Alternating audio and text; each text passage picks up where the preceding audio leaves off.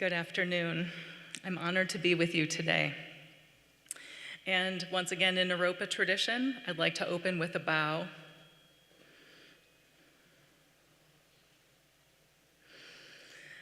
I bow to the original peoples of this land and the tribal communities residing here today. I greet you as a visitor and guest. I bow to you, President Leaf. Thank you for your leadership, guidance, and years of service. I bow to you.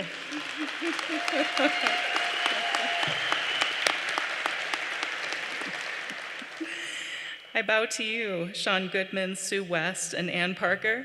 Thank you for your commitment to Naropa.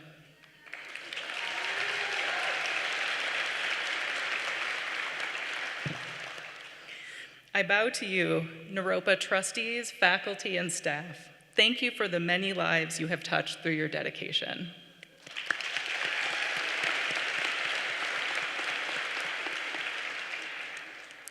I bow to you, the parents, family, and friends of the graduates. Thank you for the love and support you've provided that have helped to allow them to achieve this great accomplishment that brings you all here today.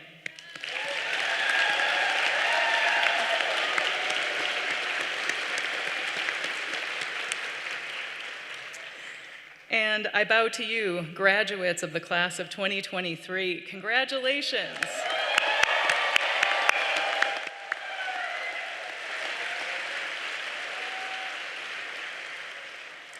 I honor your journey, begun years ago and culminating today in the completion of this cycle of learning and growth on the cusp of Naropa's 50th anniversary.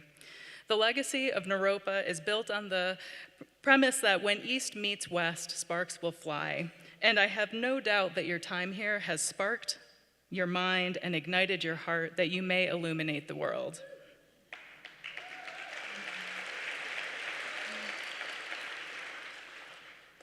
As distinguished graduates of Naropa University, your choice to conduct your studies here says a lot about your values and priorities as a world citizen. Whatever your concentration and credentials earned here, as a Naropa grad, your commitment to the liberation of all beings, the alleviation of suffering, to social and ecological justice will illuminate what you offer the world beyond these halls. I am certain that during your time at Naropa, you've received insights from deep lineages and profound wisdom traditions. In honor of your endeavors, I make a humble offering today of 4 teachings that I have received from my elders and teachers, which include indigenous peoples, as well as sacred medicines that have shaped my life and path. The first teaching is that you already have within you everything that you need.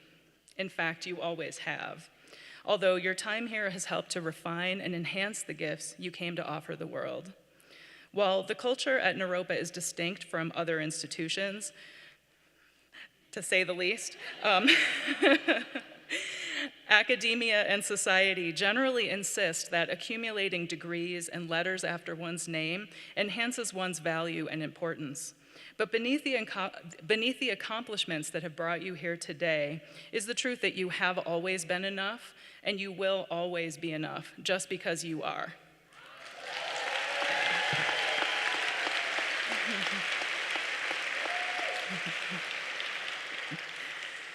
This truth resides within the deep ocean of your true nature, the eternal and inviolable part of you. This true self is the seat of your personal power, your beauty, and your medicine. Tricia Hersey, founder of the NAP Ministry and author of Rest is Resistance, speaks of connecting with this true self, saying that to just be, to deepen into what already is and can never be taken from us is the praxis. We don't need to have our eyes and mouths wide open, searching to accomplish more, to be more, to do more. Hersey invites us to enter the portal of rest and to plant oneself inside the soil of one's imagination, an invitation all the more salient when you consider that, as Adrienne Marie Brown has noted, we are in an imagination battle.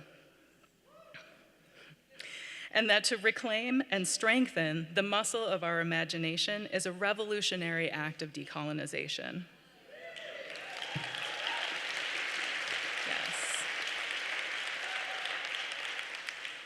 To imagine, to daydream, to be present to our true nature requires that we pause and be still, which is in itself an act of resistance to the societal mandate that we hustle for our worthiness.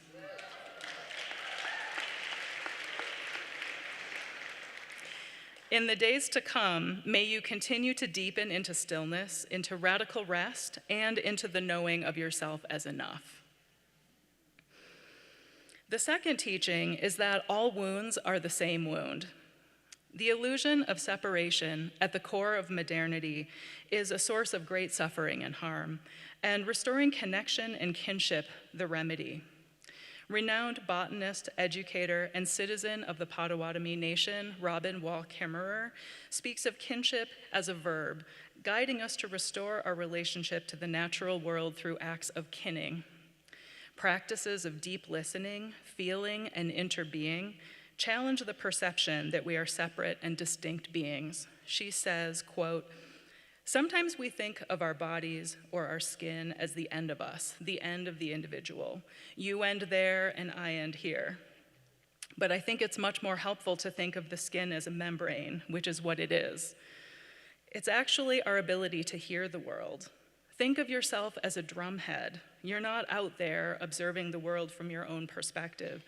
The world is actually playing you," unquote. This awareness of being played like a drum by the world may be a departure from ordinary states of consciousness for the Western mind. Such non-ordinary states can be achieved in many ways, including mindfulness, meditation, and psychedelic experiences.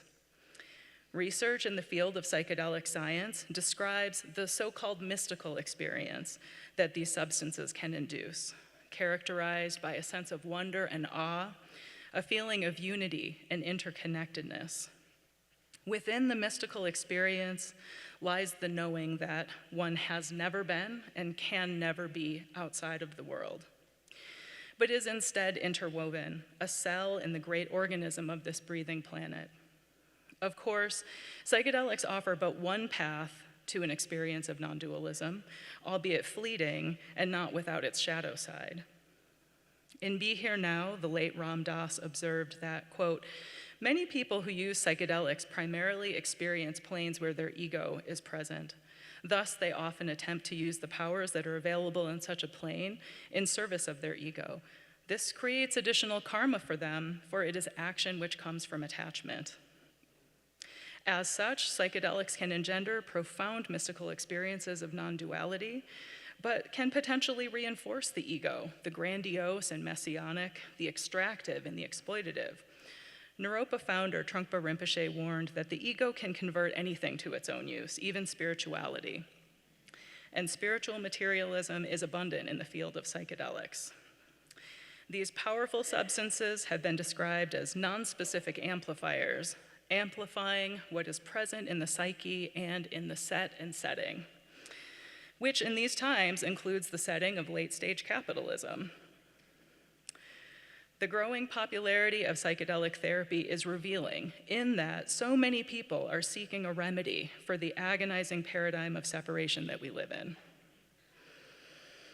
Which brings me to the third teaching, that these systems of modernity and coloniality are dying.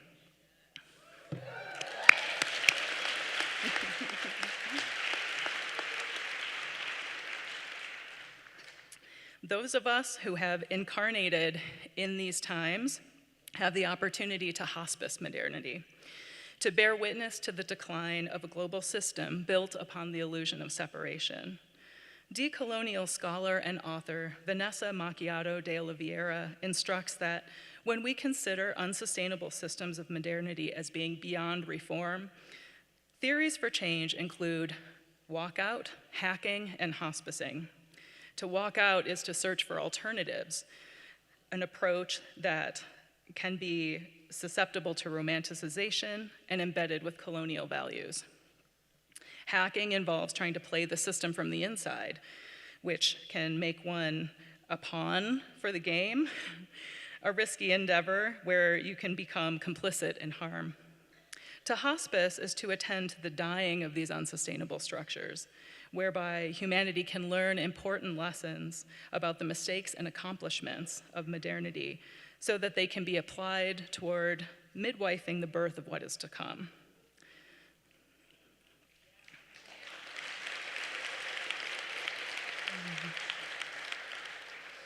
Hospicing modernity includes grieving our own investments in modernity's promises of convenience and comfort, and of the illusion of certainty and control.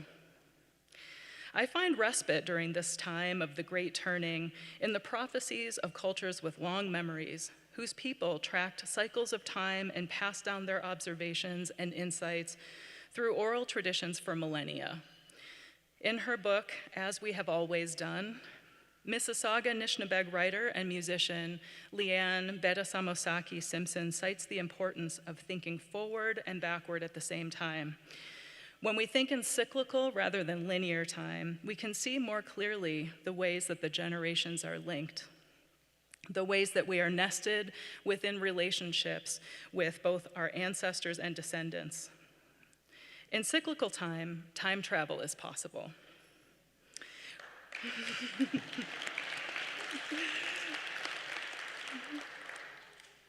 We can go back in time and retrieve our younger selves from traumatic experiences where they were left frozen, or visit a 10th great-grandmother to retrieve a piece of epigenetic wisdom, or metabolize the burden of untended grief from an ancestral lineage, or visit future generations and tell them, "We are holding you in our hearts as we envision a world where you survive and thrive."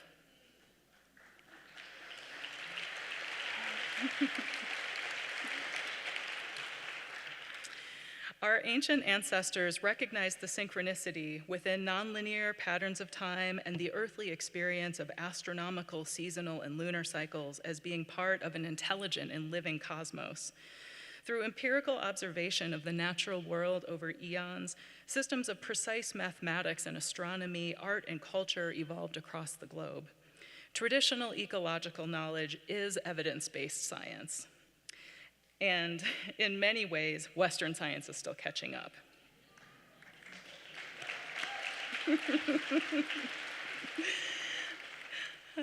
Elders and teachers that I have been privileged to study with instruct that, according to numerous indigenous traditions, over the course of these long cycles of time, the world has ended many times over. As Aboriginal scholar Tyson Yunkaporta writes in his chapter, The Tether, in the book How Psychedelics Can Help Save the World, quote, "This is not the first apocalypse we've experienced. In Australia, there are many stories about previous cataclysms, and a lot of them are supported by the geological data. They're quite survivable. So if people are looking for hope, that's a good place to start. It just means we have to change a bit." So, Naropa grads, the fourth and final offering that I'll leave you with today, change makers and thought leaders, is that all of these teachings are grounded in the body and in community.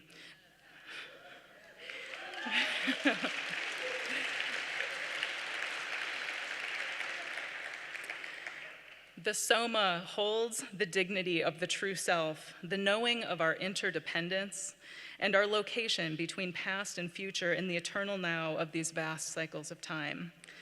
The generative somatic centering practice orients us in time and space and to the four directions. So join me now in centering on the dimension of length, connecting to your inherent dignity and worthiness. Bring awareness to your contact with the earth below, and extend through the crown, lengthening into your personal power and feeling your basic goodness. Center on the dimension of width, allowing yourself to expand, to fill out the breadth of your connection and belonging. Allow yourself to take up space and feel your place in the community of human and more than human beings. Center on the dimension of depth, bringing awareness to your back as you lean into the lineages that uphold you and the allies who have your back, and all that you've learned along your journey. Past and present meet in the belly, in your center of gravity, the seat of what you most care about and are committed to.